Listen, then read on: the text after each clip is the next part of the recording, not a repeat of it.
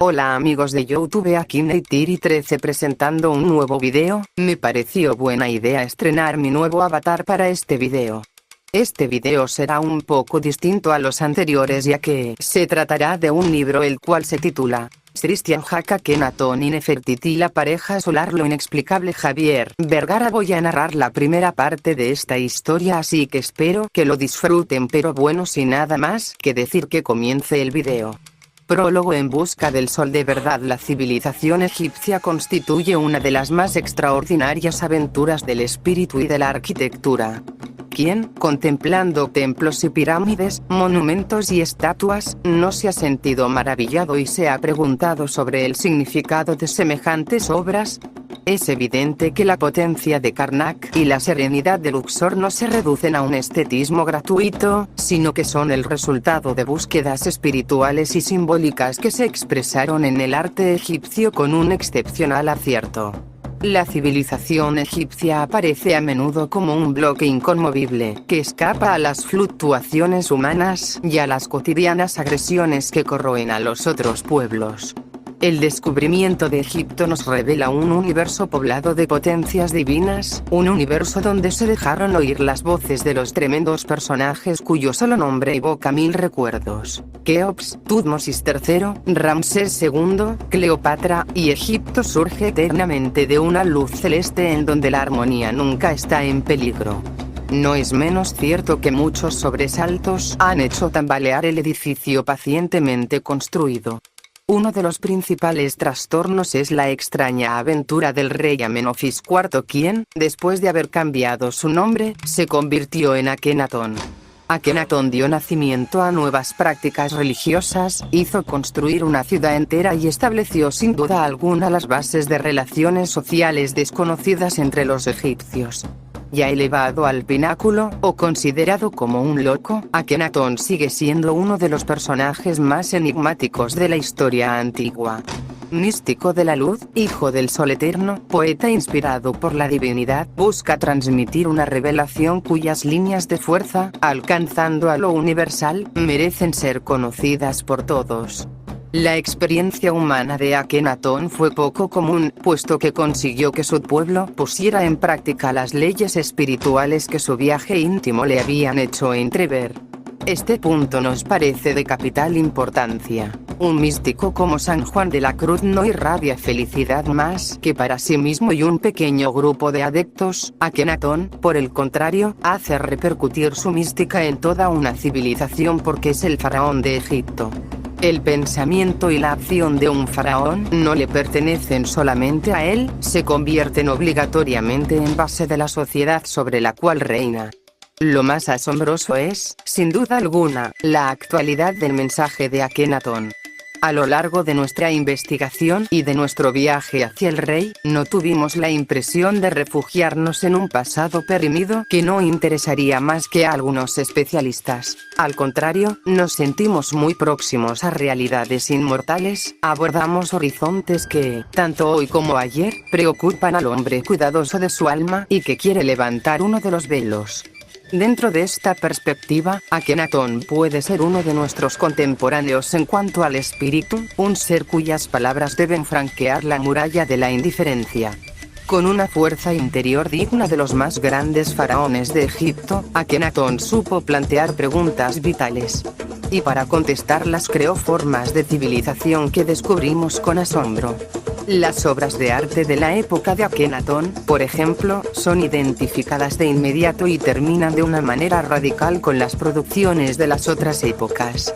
Monstruosas figuras de un demente, según dicen unos, representaciones simbólicas, pretenden los demás.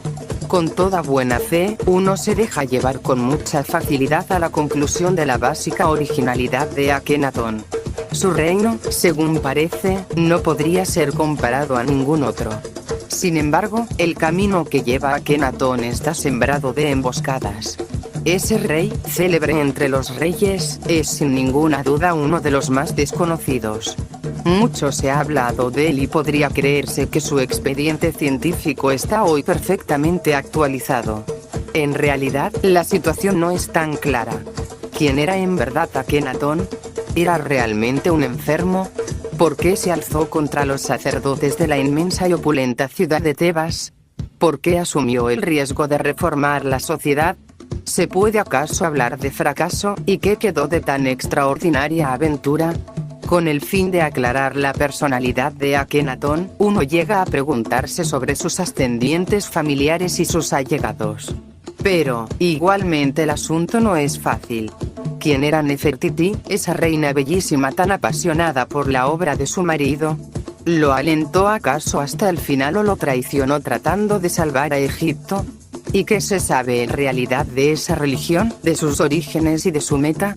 No tenemos la pretensión de aportar respuestas definitivas a tales interrogantes. Como veremos, la vida y la acción de Akenatón están impregnadas de misterio, así como los hechos y los gestos de sus allegados. Los más rigurosos análisis dejan aún subsistir zonas de sombra, las cuales hay que abordar con prudencia. Reuniendo los elementos de información, se arriba sin embargo a formar una imagen bastante precisa del período amarniano, del nombre árabe de la ciudad que hizo construir, Tell el-Amarna, imagen que acrecienta aún más nuestra sed de conocer las reales intenciones de Akenatón. Desde el preludio de este libro, el lector se da cuenta que nuestra búsqueda fue del todo análoga a una pesquisa policial.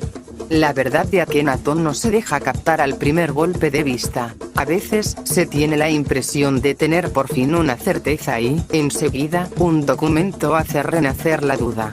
Es precisamente esa circunstancia lo apasionante. ¿No correspondería por otra parte, al personaje mismo?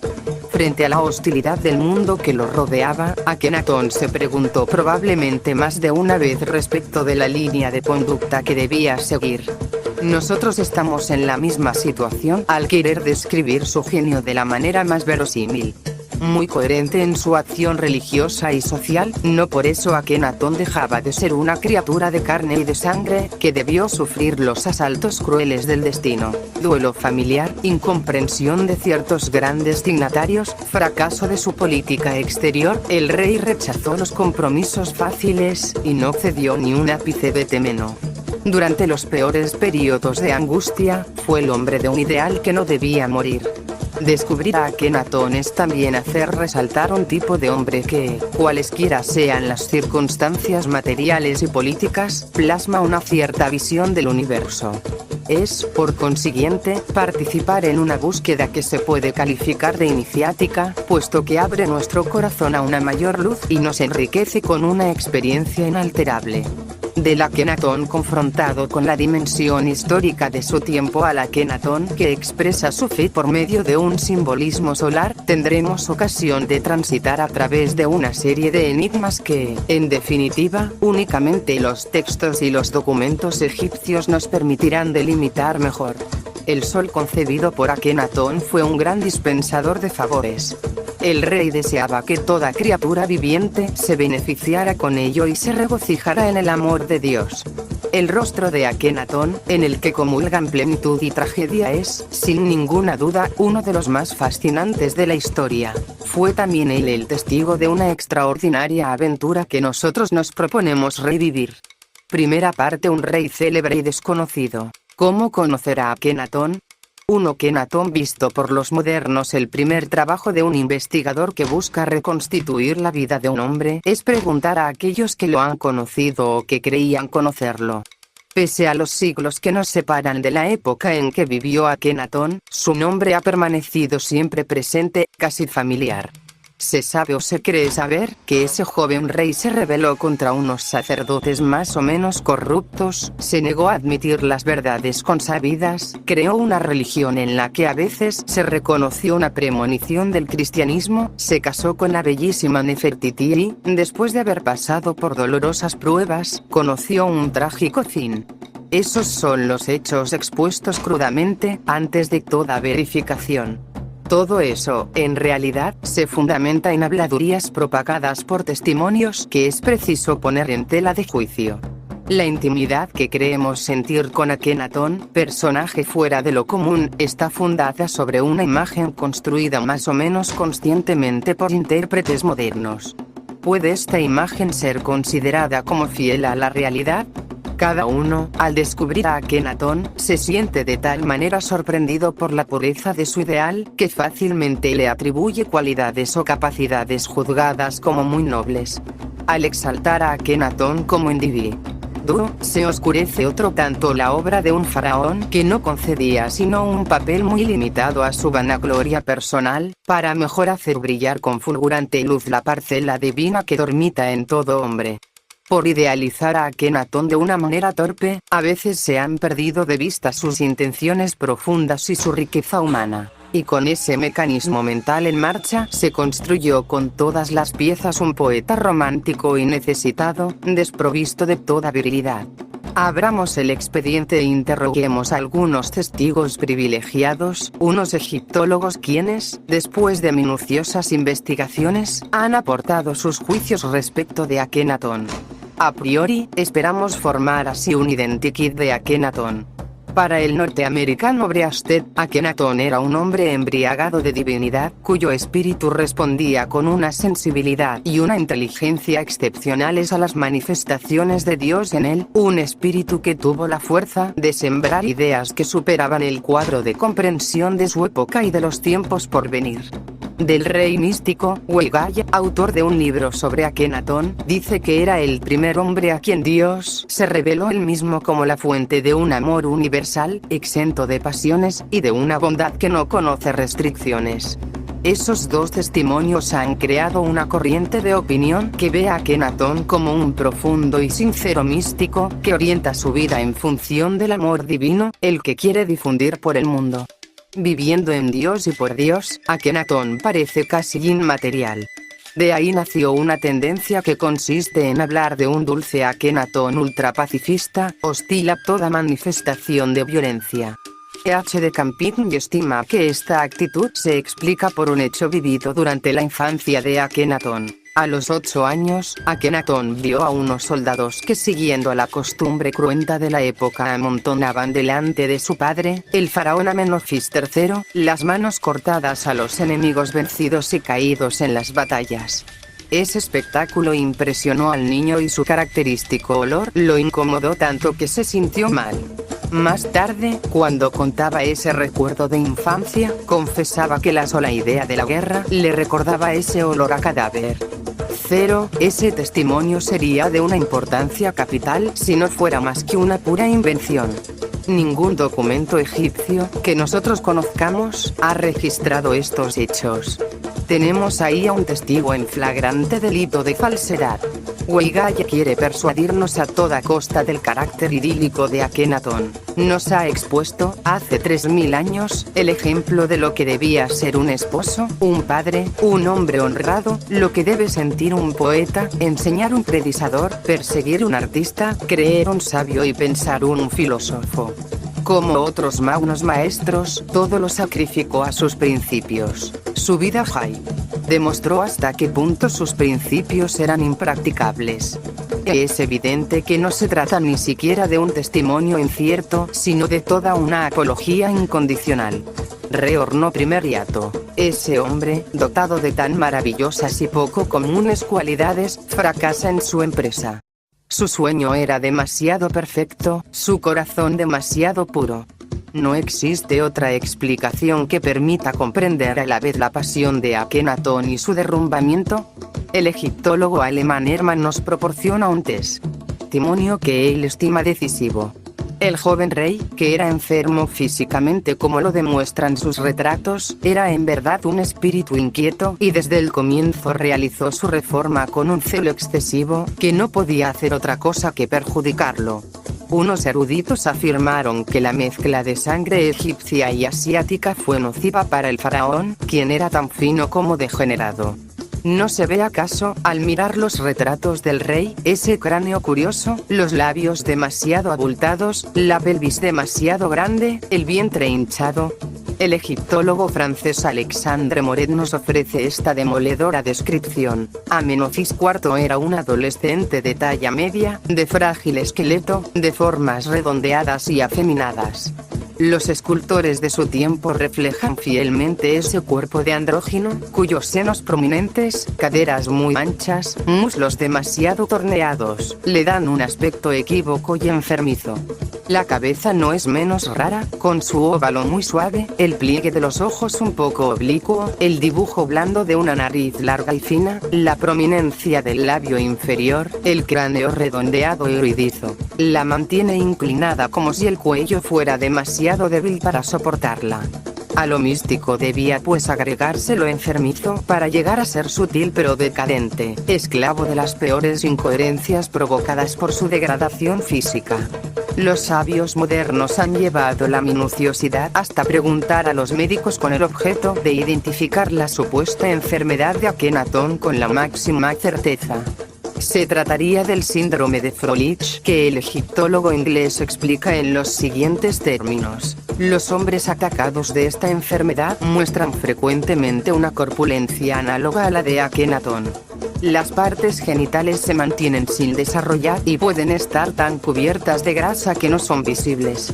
La adiposidad puede estar repartida en forma diferente según los casos, pero hay sin embargo una distribución de las grasas que es típicamente femenina, sobre todo en las regiones del pecho, abdomen, pubis, muslos y nalgas.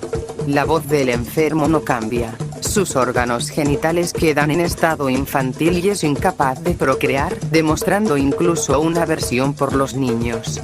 La momia de Akenatón no ha sido encontrada. Estos juicios médicos no se basan, pues, más que en las representaciones del rey creadas por los artistas egipcios que trabajaban bajo las órdenes del faraón. A despecho de la argumentación científica, los testimonios que acabamos de evocar se asientan en un postulado: la enfermedad de Akenatón. Quizá los retratos reales puedan ser interpretados de modo diferente y llevarnos a otras conclusiones. Es prácticamente cierto, además, de que las 6 hijas de Akenatón fueron verdaderamente engendradas por él. Quien dudara de eso reconocería, sin embargo, que el rey siempre dio pruebas de una inmensa ternura para con los niños, tan a menudo honrados en el arte amarniano. El proceso incoado Akenatón reviste a veces formas más violentas. Para Mariette, uno de los pioneros de la egiptología francesa, el rey herético no era otro que un prisionero castrado que las tropas egipcias habían traído de Sudán. Llegado al poder por tortuosas vías, el desgraciado habría enseguida dado libre curso a su locura. Lefebvre, otra gloria de la egiptología naciente, desarrollaba una tesis más matizada. En su opinión, Akenatón era una mujer disfrazada de hombre. Formaba así pareja con la reina Hatshepsut, quien, pese a su sexo, había vestido el traje tradicional de los faraones. Lefebvre se apoyaba en la reseña histórica del sacerdote Manetón, según la cual los egiptólogos han establecido la lista de los faraones. Ahora bien, de acuerdo al texto, Akenatón podría ser identificado con Acelcheres, hija de un rey Horus, de la que ningún rastro histórico se ha vuelto a encontrar. En estos dos testimonios hay, por supuesto, una parte de calumnia y exageración que los convierten en totalmente sospechosos.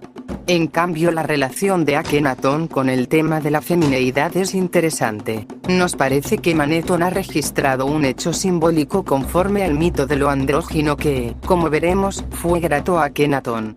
No olvidemos que las famosas características del rey, de las que todos los observadores han hablado, son igualmente visibles, a veces en un grado menor, en su esposa Nefertiti, entre los miembros de su familia, los dignatarios de la corte y hasta en los funcionarios de menor rango.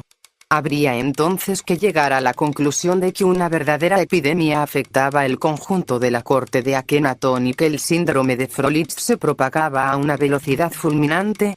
¿No resultaría mejor buscar en otra dirección y admitir que los artistas, por orden del rey, voluntariamente crearon unos tipos artísticos que nos parecen extraordinarios porque no llegamos a entender su función? En nuestra opinión, es siempre demasiado fácil acusar a los antiguos de locura, de estupidez o de ingenuidad. Es a nosotros a quienes cabe comprobar nuestra ignorancia y nuestra dificultad de comprensión, con el fin de abordar el misterio con humildad. ¿Qué podemos retener de todos esos testimonios sobre Akenatón?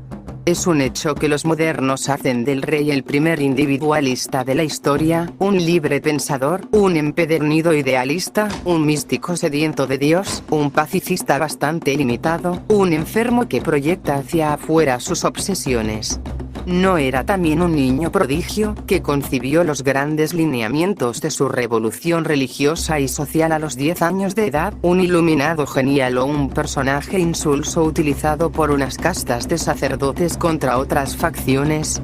En otros términos, Akenatón fue realmente el jefe de un movimiento nuevo, o bien un títere manipulado por unos hombres prominentes. Los testimonios actuales se contradicen sobre todos esos puntos. En definitiva, es fácil concluir que Akenatón, por más genial que fuese, era un hombre enfermo cuyo exacerbado psiquismo se expresaba por medio de visiones místicas. Dicho de otra forma, un personaje romántico y apasionado, que se sobreponía cada tanto a su oscuro mal y se refugiaba en una religiosidad que iba sumiéndose poco a poco en el fanatismo. Acabamos de poner en tela de juicio la patología de Akenatón y no pensamos que su hipotética enfermedad sea la explicación de su genio. Somos también muy reticentes en lo que concierne al aspecto romántico de un faraón de Egipto. Las soluciones extremas, que consisten en hacer de Akenatón un loco iluminado o un romántico místico y pacifista, nos parecen igualmente falsas, porque no toman en cuenta la civilización egipcia misma, de la que el rey no negaba los valores fundamentales.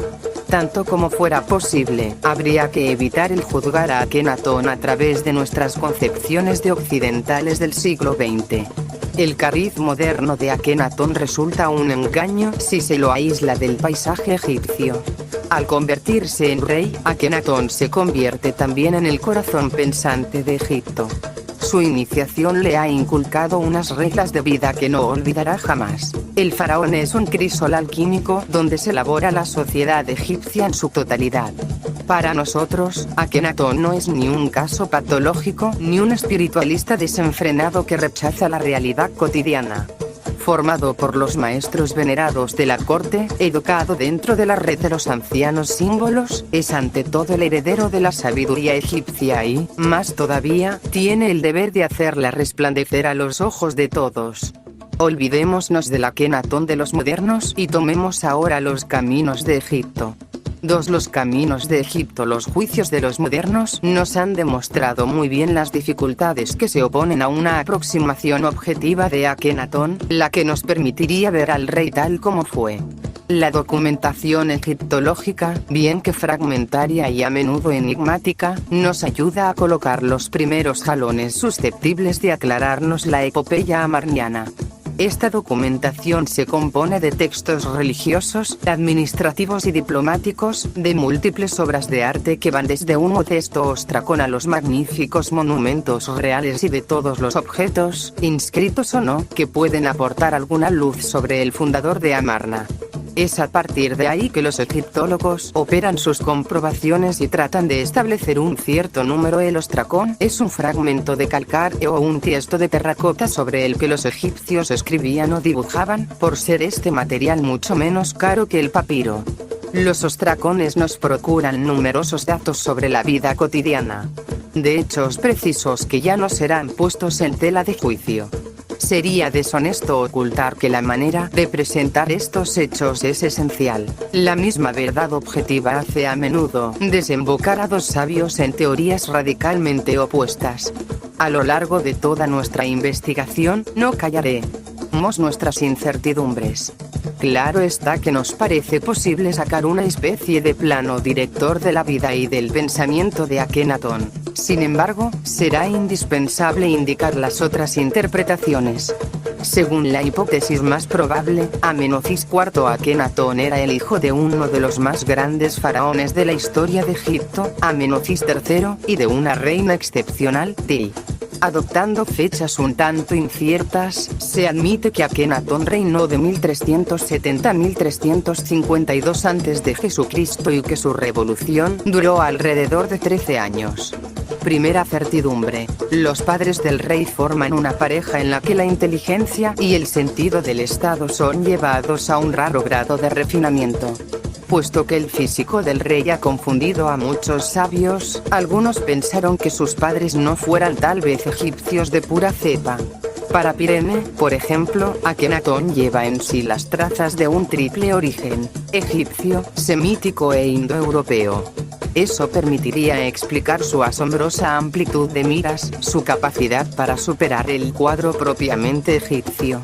Los documentos, sin embargo, no han registrado ningún detalle que confirme tal suposición. Akenatón parece ser un auténtico egipcio, que se inscribe normalmente en la descendencia monárquica de su país. Por un insigne favor, el destino ha permitido que unos tres excepcionales engendraran un hijo excepcional. Se desearía conocer el máximo de detalles sobre la infancia de Akenatón, la manera con que su padre y su madre lo fueron despertando poco a poco para su futuro papel. Desgraciadamente, no disponemos casi de ningún otro dato seguro.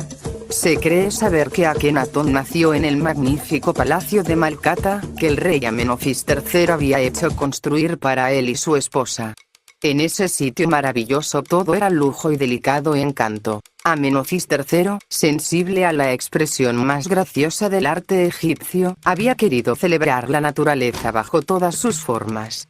Es cosa cierta que el alma de Akenatón fue moldeada con delicadeza en esa corte de Egipto, que alcanzaba las más altas cimas de la cultura y de la civilización.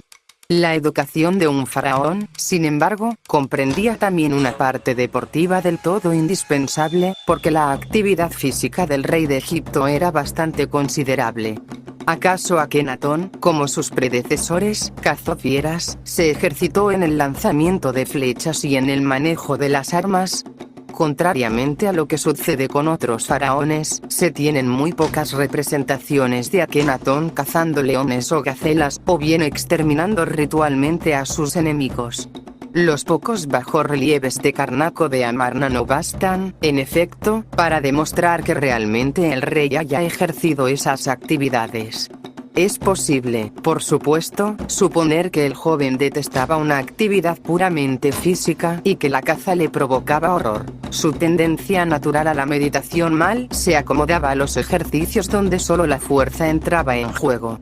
Si, a pesar de eso, Akenatón fue a veces representado como el faraón guerrero, es porque él se conformaba así al simbolismo egipcio. Más allá de la letra, en él se insistía que Faraón era la encarnación del poder divino. Al vencer a sus enemigos y al matar las fieras, el rey de Egipto sometía a las fuerzas oscuras y preservaba la armonía del mundo.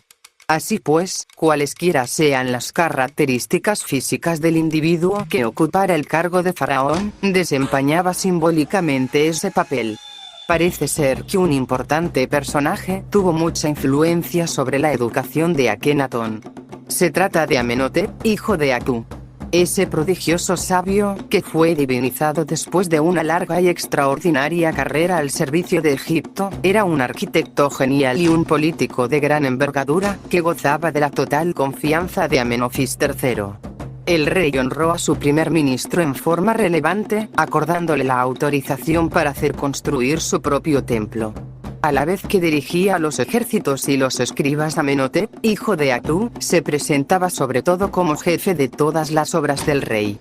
Príncipe de los maestros de obra, era considerado como un verdadero heraldo de la divinidad, como un ser capaz de percibir los designios del Creador y de aplicarlos.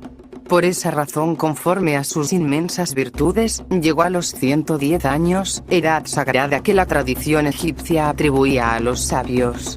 Es bastante fácil imaginar el brillo de semejante hombre y el admirativo respeto que sentía Akenatón durante sus conversaciones con él.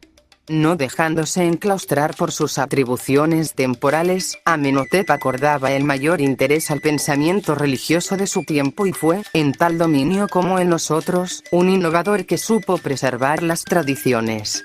En él se aunaban la más elevada espiritualidad y la más determinada potencia de acción. Era así un símbolo viviente del hombre cabal, capaz de dirigir un estado dirigiéndose a sí mismo y de transmitir el arte de vivir. El joven Akenatón se apasionaba por cierto más por la experiencia espiritual de su maestro que por su tacto político. Sensible a las palabras del viejo sabio, el futuro rey tomó la costumbre de dominar las dificultades cotidianas y de elevar sus pensamientos más allá de lo aparente.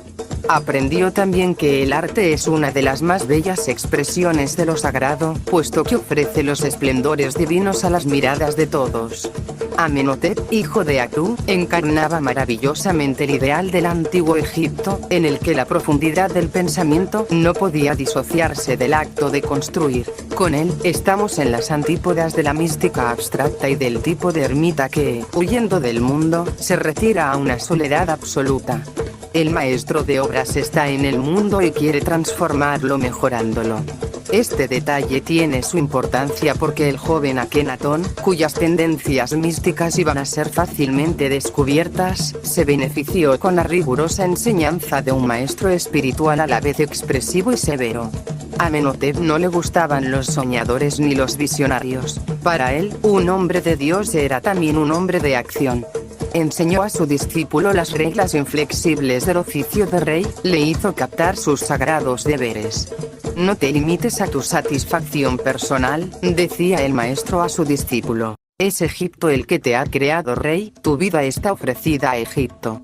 Cuando Akenatón inició su búsqueda hacia la luz, pensó que lo más urgente era fundar una ciudad nueva.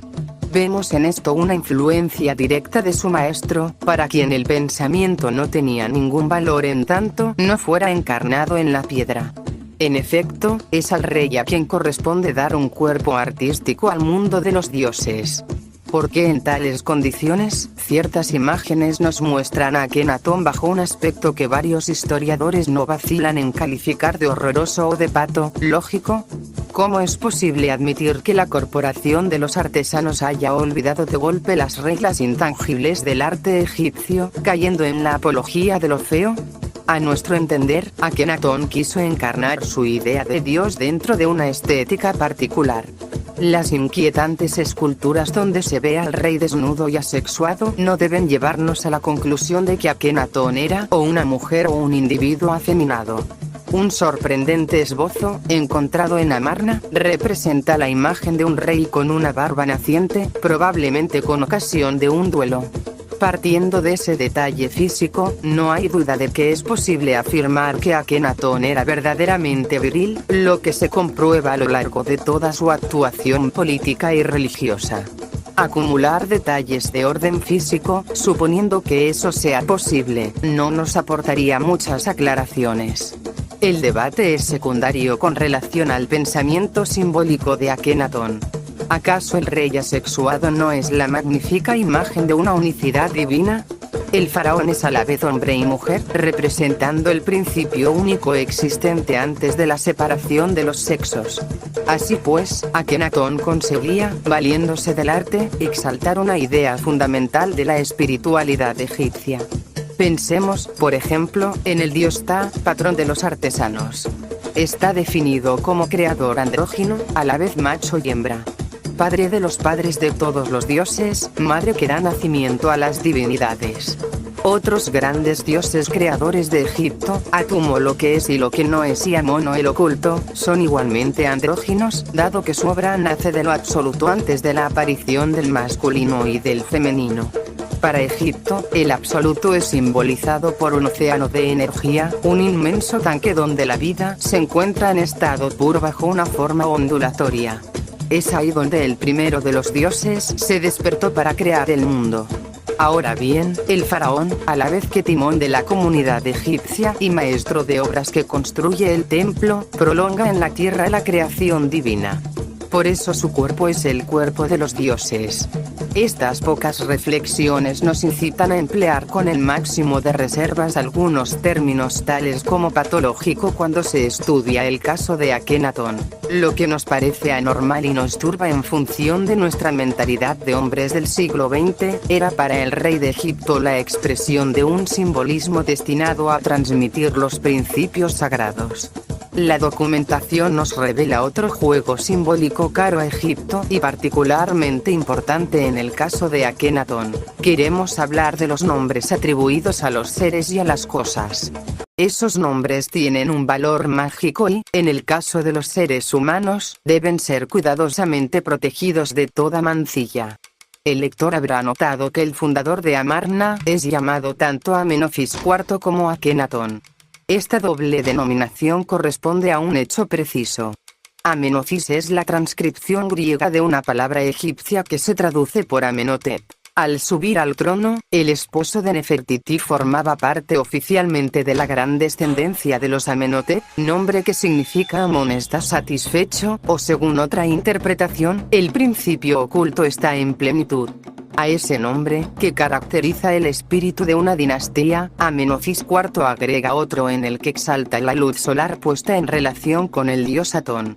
El nuevo nombre de Amenofis IV, que marca la primera curva de su revolución religiosa, es Kevi-Oracti, una de las formas del principio solar que se regocija en el horizonte irradiando en su nombre de luz que pertenece a Atón. Otros dos nombres completan la personalidad simbólica del rey. Kevi-Ra, aquel que pertenece al horizonte, que se regocija en el horizonte irradiando en su nombre, a saber Ra que ha venido en el disco, o, en calidad de Atón, y bello de formas como Ra, el hijo único de Ra. Tenemos cierta dificultad en concebir que esas modificaciones de nombres significaban, para Egipto, profundas conmociones. Amenofis IV, de una cierta manera, comienza así a manifestar su deseo de realizar una obra original relacionada con la potencia solar. Proclama, de algún modo, un programa simbólico que está decidido a llevar a cabo, incluso cumpliendo sus funciones oficiales. Los teólogos no podían equivocarse. El nuevo rey iba a provocar profundos cambios en el país. Por medio de esos nombres reales, Akenatón se definió como el hijo único de la luz. Su papel consistirá en hacer germinar una alegría que brotará como una llama inmensa y abrazará el universo. Así, el rey gusta de hacer seguir sus nombres con el epíteto ritual, viviendo en la armonía universal. El rey de Egipto, contrariamente a un déspota, no actúa de acuerdo a su capricho. Es el servidor de esa armonía que está en el origen de toda vida. Amenofis IV, por la proclamación de sus nuevos nombres, anuncia al pueblo de Egipto que espera engendrar formas luminosas, obras que captarán la luz celeste y bañarán la tierra con ella. Se percibe así que los nombres de Faraón no eran otorgados al azar y que su significación no comportaba nada de arbitrario. El nombre que hoy usamos se ha vuelto convencional porque ya no prestamos atención al antiguo caudal esotérico de donde a menudo proviene. Los renatos, por ejemplo, piensan acaso ahora que traducimos así la palabra egipcia Mak, que evoca al mismo tiempo la justicia divina, el equilibrio del universo, el principio que rige todo lo que existe y mantiene las cosas en armonía. Su nombre significa los nacidos dos veces, aquellos que han accedido a un nuevo nacimiento por la iniciación. Si insistimos sobre este punto, es para aprender mejor el alcance del primer gran acto revolucionario de Amenofis IV, a saber la adopción del nuevo nombre de Akenatón. Al comienzo de su reinado, el rey se había contentado, por la proclamación de nombres complementarios, con abrir las mentes para próximas transformaciones. Esta vez, muerto Amenofis IV y renaciendo como Akenatón, el rey dejó atrás una etapa decisiva y alcanzó un punto del que no se vuelve. Con una audacia sorprendente modificó su naturaleza real, elegida por los dioses, y siguió un camino nuevo. La adopción del nombre Akenatón, por consiguiente, no es producto de una fantasía momentánea, sino que traduce la voluntad determinada de modificar el gobierno de Egipto. ¿Cuál es el significado de este nuevo nombre de Akenatón? A menudo se ha traducido por servicial para Atón, aquel que es agradable a Atón, aquel que es útil a Atón, pero tales interpretaciones son un poco superficiales. El egiptólogo inglés Kirill Aldred parece alcanzar la verdad traduciendo Akenatón por el espíritu eficaz de Atón, dicho de otra manera, el canal consciente por medio del cual el dios Atón podrá ejercer su influencia sobre los hombres. Al principio del nombre de Akenatón está la partícula ak, que ocupa un lugar privilegiado en el idioma o de pensamiento egipcios. Implica la idea de una realización del ser en la luz. El iniciado que ha franqueado las temibles pruebas del mundo de los muertos se convierte en un ser de luz, cuya radiación será benéfica para aquellos que seguirán el mismo camino. También el rey Akenatón, por su mismo nombre, es aquel que hace brillar al dios Atón, el que le da su plena eficacia. Por supuesto, nos queda por delimitar el misterio de este dios, de lo que nos ocuparemos extensamente en los capítulos ulteriores. Por ese simple cambio de nombre, Akenatón modifica profundamente la política y la teología. Al nuevo nombre del rey deberán corresponder nuevas estructuras, nuevas concepciones de la vida. En ocasión de su coronación, Akenatón ya había hecho gala de una verdadera originalidad al ponerse el título de El Grande de aquellos que ven o, según otra interpretación, aquel que ve al grande, Dios. Tampoco ese título fue elegido al azar. Atribuido ordinariamente al gran sacerdote de Heliópolis, la ciudad santa del sol, era uno de los más antiguos y de los más venerados. El período de gloria del clero de Heliópolis se remontaba al antiguo imperio, así pues muchos siglos antes del reinado de Akenatón. Sin embargo, el rey no vacila en resucitar aquel lejano pasado.